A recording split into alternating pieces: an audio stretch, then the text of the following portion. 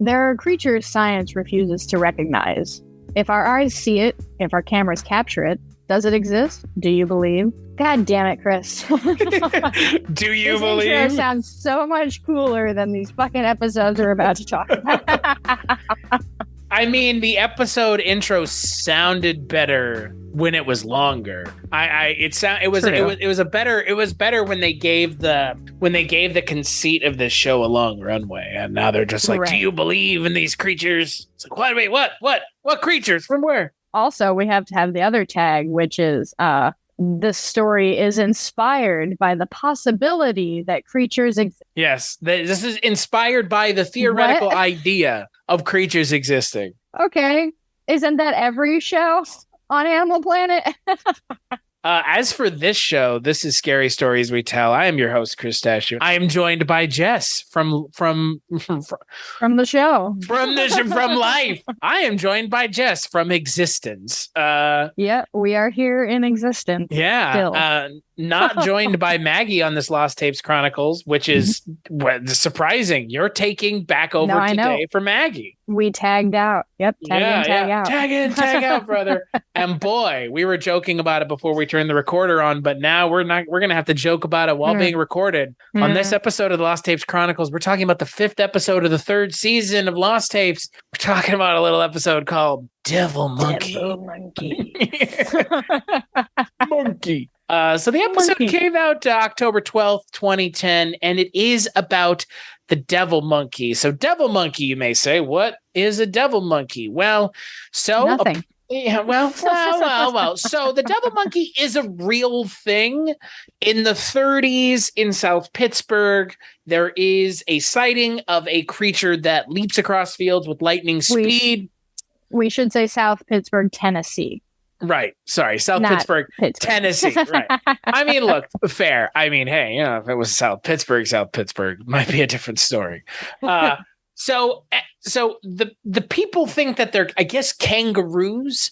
But in 1959, the Boyd couple are driving in the mountains near Saltville, Virginia, and an ape-like beast attacked their car. So, the question first becomes here, Jess.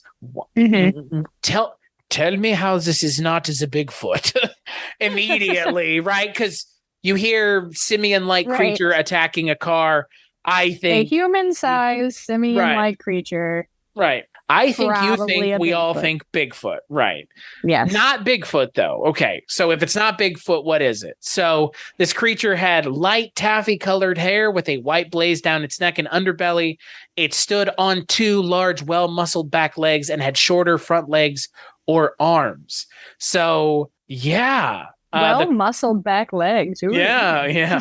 And apparently specific. And then apparently a couple days later, it attacks another car and rips the convertible top off. This is all taking place within the span of a couple days.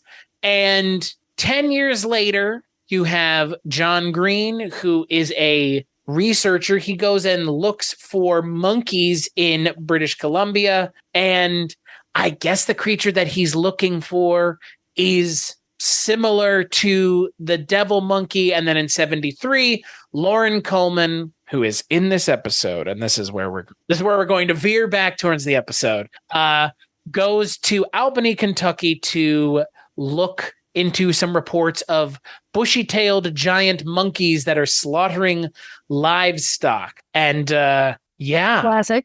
Yeah. Apparently, cryptids have an MO, just like serial killers do. I guess so. I mean, that's the thing. Like, were there slaughtered animals? Were there random car attacks?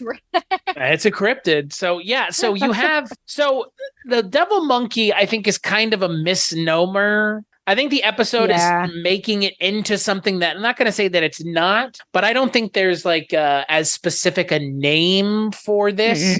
It's just like, this is like a catch-all term for like a unidentified simian-like creature that I guess is too small to be Bigfoot. Right. I guess. Is it a baby Bigfoot? Well, that's the thing. Like, they said it walks on 2 legs. So right. It's like, what does that mean? When I think monkeys, I don't think Tennessee. But Bigfoot would make sense in Tennessee in the hills. Random, but sure. Yeah. But It would at least make, is it? When I think of monkeys, ladies and gentlemen, I don't think of Tennessee.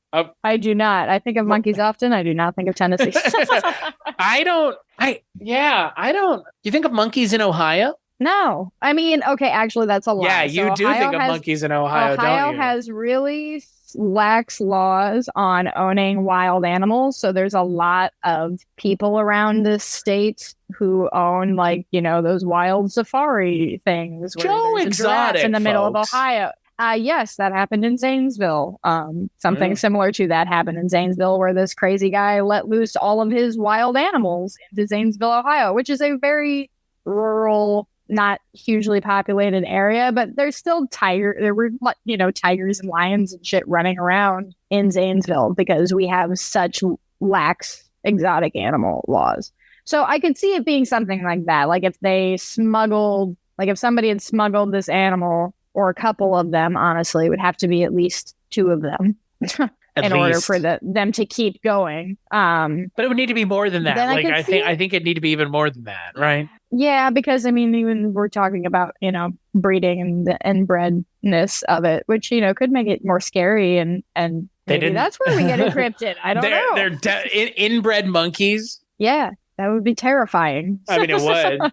But I'm pretty sure the lady that got her eyes eaten by the chimp was from Ohio too. I can't remember. That's not the most gnarly part of that story. The most gnarly part of that story is the chimp pulled her hands off, which is like so awful in like the worst way. My hands just want to like recoil into my body. Like when I read that, it's just like, yeah, like it bit her face off. But like to think that a chimpanzee is so strong, yanked your hands off. You can't comprehend that as a human. Mm-mm. Because like human beings can't do that to one another. Well, maybe like a really strong person could. Like you really like the strong men competition, sure. Yeah. But even still, you have to be like human muscles and strength work in a different way than simian muscles and strength do. Like even if you build up, we are simian muscles. Good night. That's a great name for a band, Simian Muscles. It's our band that we're starting. You heard it Simian Muscles. Now my name would be Barry Baboon on the keyboard. Barry Baboon. And then starts playing like the Donkey Kong Country theme song. Yeah. Yeah. You know what though? Like in all seriousness, though, like joking aside, how is this different than Bigfoot? It's just like a rabid monkey. Yeah, and as a Bigfoot's not a rabid monkey. Bigfoot is a separate cryptid unto itself. But it's an ape or simian, ape or monkey like adjacent. Yes, in that family, in that world. It's and I mean, what did they classify like Bigfoot as? Like an ape? Yeah. Yeah, okay. So yeah, this sounds just like a slightly smaller version. I mean, if it's big enough to rip a convertible top off a convertible, it's big. Like it's not small. It's not man-sized. Like Oh yeah. So yeah, I mean, it could be a baby Bigfoot. It could, but yeah, it's weird. I think this is definitely the grasping at straws. But it's I think they're trying to describe something that's simian without being Bigfoot-esque. Right, because then we're gonna get to that in the next episode. Right. Well, that's the thing. It's like you know, it's close to being that, but it's not that entirely. Does that make sense? Like it's a monkey, but it's not a Bigfoot, Yeti, Sasquatch type ape. It's like a monkey, more to like the monkey you would see in a zoo. Like what they show a lot of, like in the B-roll footage and shit like that, are like something that's very baboon-like, right? Which are known aggressive primates. Would be pretty fucking terrifying if you saw like a 6-foot baboon flying at you. Like Jesus Christ! Holy shit! Yeah, like, well, and I'm imagine, you know, if this thing's ripping a convertible top off, it has to be bare minimum 6 foot tall. Like, right. I agree. I 100% agree. So I could see that being a thing. I mean, this also kind of sounds, you know, like every state has some variation of a similar cryptid. It just has a different name. Right. Like Mothman and Chupacabra and stuff like that exist in different sort of versions in a variety of different places. Right. Well, swamp ape, falcon monster. And I mean, didn't we do a monkey episode from the first season? There was a Bigfoot episode. There was a genuine Bigfoot episode. Mm-hmm. So, I mean, the Bigfoot episode, that was the one where he he's protecting like the ranger from like poachers. You remember that? Yes, because Bigfoot's always good. Well, Also, see, that's the he's thing. good in Red Dead Redemption, and you shouldn't kill him because you shouldn't kill his family because he'll make you feel sad about it. Bigfoot's not always good because in that one Bobcat Goldthwait movie, Bob That's true. Foot, What was it, Bigfoot's- Monster? but doesn't he like take like forest wives in that movie? Like, isn't that? I believe so. Yes. Which is like But in the general lore not of positive Bigfoot. Right. But in the general lore of Bigfoot, Before the Bigfoot's white usually man framed- ruined it. yeah, it's usually framed as like a protector of like the forest type Right. thing. Like, like he's not going to bother you if you're not being an asshole, essentially. He's like Santa Claus. He's not going to bother Brings you good if you're not. things to good people. He's not going to bother you if you're not bothering him. Right. Yeah. So- But God, let's talk about people. Speaking of people who bother people, let's talk about our camera crew. Oh my! Our wild adventurers looking for the devil monkey. Yeah. And then that. So it's ATF agents going into the West Virginia forest. So kind of the area of the world that we've been talking about and the realness of the stories. Right. And they're looking for a moonshining operation and randomly find a guy that they who's, don't even running around help in the forest. No, They just Like, they leave get this to the poor forest, bastard to this just guy hang comes out. bursting out of the forest like with like blood all over his face, and they're just like, "Well, you wait here. We'll go see what it is." Yeah, and he's like, no, don't go. And they're like, no, we're going though. Like, No, we're fine. We have guns.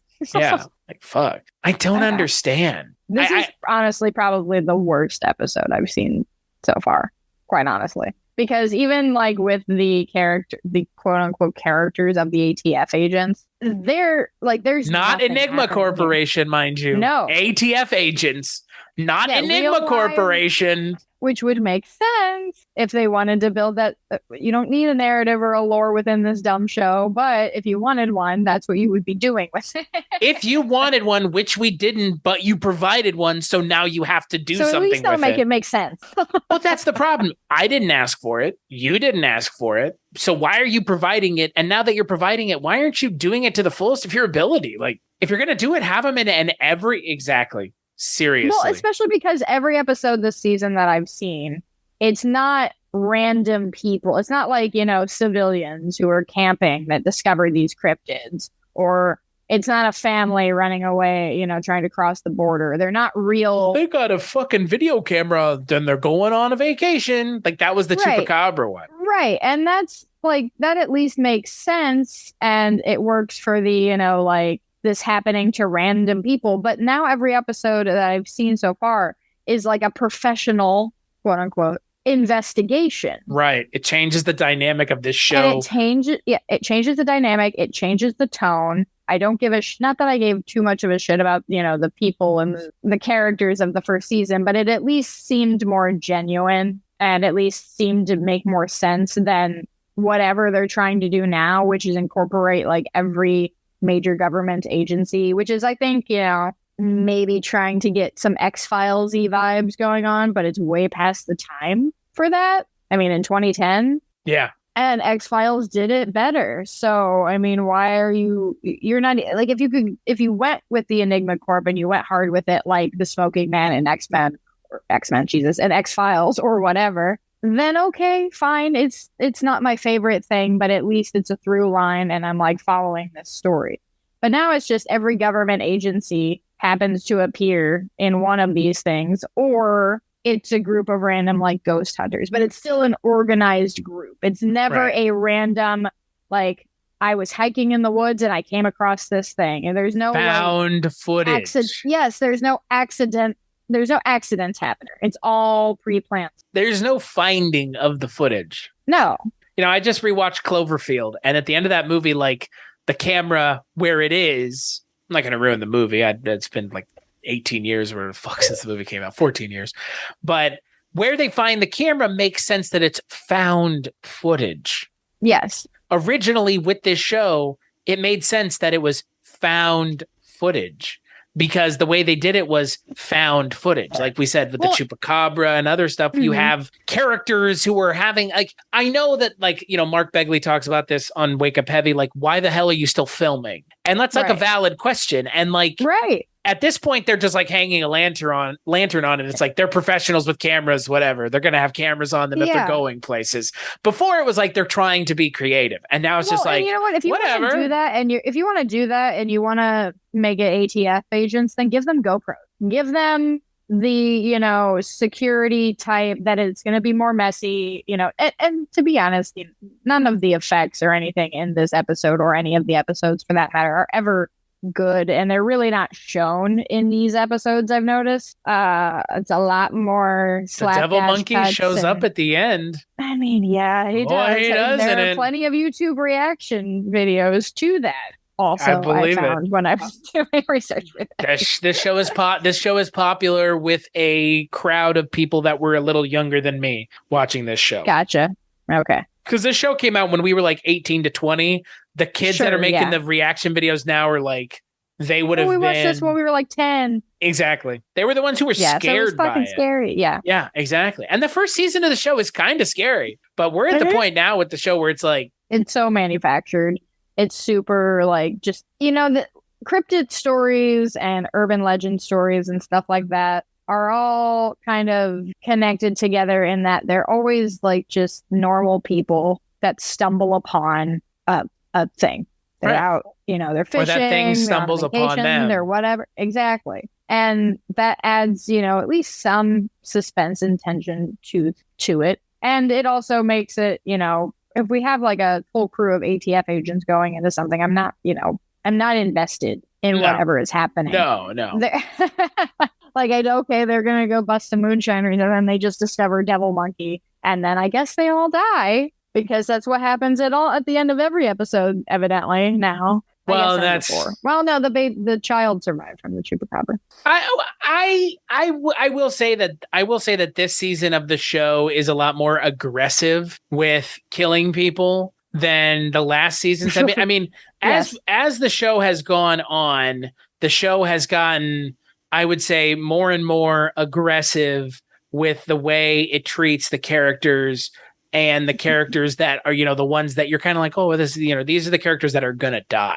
And they like, I feel like with this show, they telegraph it pretty hardcore in a lot of ways. But like, I mean, again, ultimately though, like anything else, I think my wish for this show would have been that if they're going to do something like this with this season of the show, where the show is kind of taking this weird departure from found footage, because even the last season is still more found footage than this.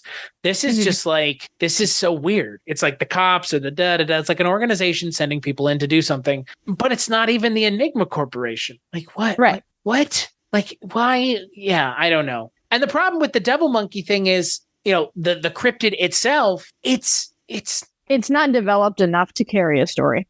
But the thing is, that should allow them to do something with it. Or what they could have done is they could have done they could have just told the Devil Monkey story and done recreates of the stuff that happened in the 30s and 40s. Right, which they did with Mothman, where they did a period piece. But then they get in. But then you get into the whole thing of, well, how do you justify that? Because they don't have cameras. Because they don't have cameras. Yeah, that's fair. The Mothman one kind of got around it because it's like right at the cusp of it. But I mean, that's the problem. My main want for this is if you're going to go this route where you're clearly just trying to do sort of an anthology horror show at this point without actually calling it that. Well, that is the thing that I will say about this show. When 100%. did Walking Dead start? The show. 08 or 09, something like that. We're right. Okay. We're right. And I'm seeing a lot of that in here too, in these episodes. And it's like that, the emphasis of the gore and whatever, which is fine. And I like it. There's a part in the next episode I like, but they don't even go. The show just doesn't have the budget for what they're trying to do in this season. Right. And it doesn't have a strong enough storytelling in it to kind of get over those very obvious tropey things that they're going into right now. Like you can tell that they wanted to get more effects heavy and do stuff, and they clearly this is the last season. Whether or not they knew it was the last season or not, it doesn't seem that their budget really went anywhere to facilitate the kind of show that they're trying to create now with this third season. If they had a bigger budget, and maybe made the episodes a little longer too, instead of trying to cram all of this lore and whatever, especially with introducing Enigma Corp and stuff, into like 25 minute episodes. To an hour, 45 minutes? Yeah, 45 minutes. I feel like 45 minutes would be great for that. Enough for an intro, set up what the Enigma Corporation is doing, get into their case file about what they're talking about. Actually maybe have some carryover characters from the Enigma Corp that you see. To have a framing device of like someone talking about the footage, like, I don't know. Like, right. Yeah. It seems very unorganized. Uncreative too. Yeah. Which is maybe they knew it was the last season. They're like, whatever, just throw anything at the wall. Let's get it done. I have no idea. Rarely do shows get that much notice about being canceled though. So why Devil Monkey? That's my question. I don't know. And not Loch Ness. Yeah. Ultimately now, like that feels like all these episodes, like, why not Loch Ness? Like, yeah, it's like you chose this over Loch Ness. You chose this thing that's barely a cryptid. Yeah. Devil Monkey. More just like a amalgamation of a bunch of different other much more exciting and interesting things. So, right. Yeah. Well, Devil Monkey, I don't know. Devil Monkey sounds just like people seeing things. Not like seeing things, but like I don't think Devil Monkey's much of anything, right? It's probably people just seeing animals of some kind. Maybe they are wild monkeys. I don't know. Maybe they're Bigfoot. I mean, who knows? I mean, maybe it's like you said with Ohio, like maybe there's some wild monkeys. Maybe some monkeys got loose that people owned, and who knows? And they just kept breeding, and here we are. Yeah. I mean, hey, why is that outside of the realm of possibility? If people own these animals like they do, like we know they do, and they let them out from time to time, and maybe some get out, what's to say that they don't live out in the wild? I don't know. But it's been pretty sweet. But I think what most people are seeing are just normal animals, misidentifying them. So yeah, being scared in the woods because you're out there at night. Yeah, of course, it is scary. That's and if the you're problem. in the woods at night, you're probably doing something that you don't want other people to know. Be it just some teenagers in the woods, or whatever, moonshiners or whatever. Or if you're out in the woods camping, like it's scary. Right. Yeah. So yeah, for real. Yeah, it's that's the thing. You don't have to scare yourself very hard out in the woods at night. Like just turn your light off. Just turn your light off. Don't have a source of light. And then just sit there and be quiet for like 2 minutes, and you'll be like, fuck. Yeah, like I am so vulnerable. I can't see shit. Yeah, remember, this is the way things were before fucking electricity. Thank God that you live when you do, because if not, you might have been one of those Roanoke folks that just Roanoke folks that disappeared. So who knows? But via Croatoan. Sort of. Yeah. Whatever. Yeah, I would love to do whatever an episode that on means. that. I think have to do an in-depth Roanoke episode. Isn't the whole thing with that Croatoan is like where they went? Allegedly, or that nobody knew what it meant. That if it was like an indigenous people's word, if it was a sign to show where they went, if it was a witch in the woods, there's all manner of crazy Roanoke theories, but we should definitely do an in-depth episode on that. But on the next episode of this, we're going to be talking about the Yeti, which is actually like a big one. We're still just going to be talking about variants of big. Yeah, for real. So until then, Jess, where can people find you? You can find me on Instagram at writerjessbyard. Pretty much everything I do, I post there or a link to it in some fashion. You can follow me on TikTok if you desire. That's also at writerjessbyard. And you'll be finding me on more episodes of this show. Yeah, which I'm excited about personally. So me too. Yeah. As for me, cstachiw.com, cstachiw.com. That's my link tree. Go there for all the things that I work on. As for this show, Scary Stories We Tell, Scary Stories WT on our social media. I realized I've forgotten to do this the last couple times, so I need to rectify that. Big thanks as always to Maggie, The Odd, and Dustin Rutledge for the album artwork for the show, and to Alex Malnack of Blondo. I don't know how many episodes I've recorded without saying it, so I am ashamed. It's been a couple. So, yeah. Or maybe I have recorded and I just haven't thought anything of it. We'll see. Maybe you just don't remember. At me on Twitter. Like zone out. Yeah, it's like just landing an airplane. You don't even remember. You just land and then you're on the ground. So yeah, and as always, we'll let our good friend, the former host of Sightings, Mr. Tim White, lead us out. No mystery is closed to an open mind.